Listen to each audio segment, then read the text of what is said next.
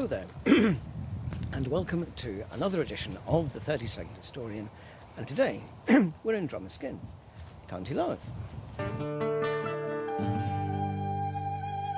So the interesting thing about all of this sites is actually their location. Drumiskin seems to be quite far away from the sea, but we're not, and we're not very far away from a place called Armagh. And Armagh was a Viking settlement. Now this monastery dates back to the 6th century. Its first abbot was a man called Lugach, son of Angus, who was the king of Munster, and he died in around 515 AD. But he was succeeded by, as far as we know, the next recorded name in the annals is St Ronan himself, and this abbey was basically dedicated to him. He died of plague in 664, and his relics were kept here, and indeed not very far away outside Drumiskin is St Ronan's well. Here we can see a portion of a Celtic high cross. Is the head of a simple granite cross. The figure carved on the east side represented war on one arm and a deer chase on the other. In fact, the round tower you can see here is actually the monastery's bell tower.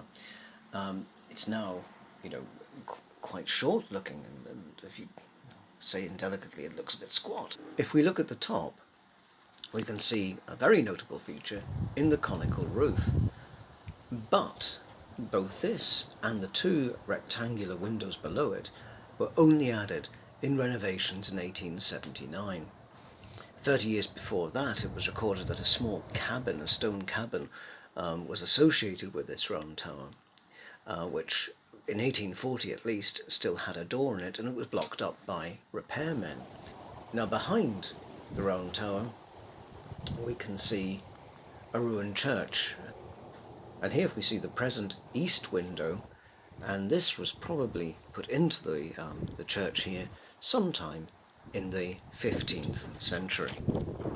But by then, Drumiskin was a hugely important site. It's known for its shrine to St Ronan, of course, with its valuables and relics, and as such, it was a clear target to many raiding war bands.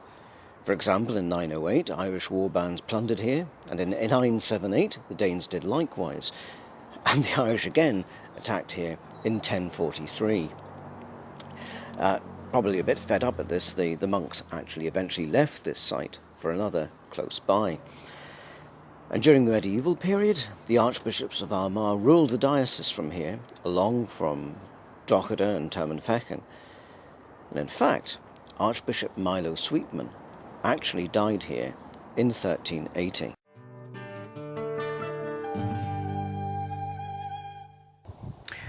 So after the dissolution of the monasteries in the 16th century, this became a normal parish church. And in fact, the church beside us, St Margaret's Church, was dedicated and consecrated in June 1821.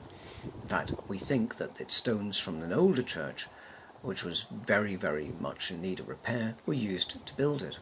Joseph Pratt was the first rector, and the church wardens, whose names are over the entrance door, were Faithful Fortescue and Chichester Fortescue. And of course, it's right opposite the monastic site. Well, it's a bit blowy here. Well, I hope you enjoyed that very quick look at Drumiskin, and if you did, please like and subscribe or follow me on Twitter or X, and join me next time on the 32nd Historian. Bye there.